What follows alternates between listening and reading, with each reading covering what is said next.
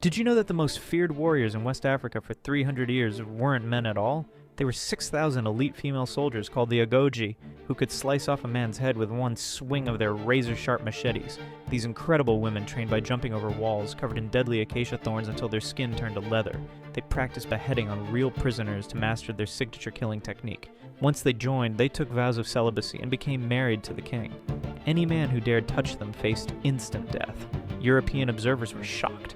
These female warriors were more disciplined and fiercer than any male army they'd ever seen. The Agoji used brilliant tactics to defeat much larger forces in battle after battle. For decades, they held off French colonial armies through pure skill and courage. Only when Europeans brought repeating rifles and heavy artillery were these legendary warriors finally defeated in 1904. Hollywood tries to recreate their story, but the real Agoji warriors were far more extraordinary than any movie could capture.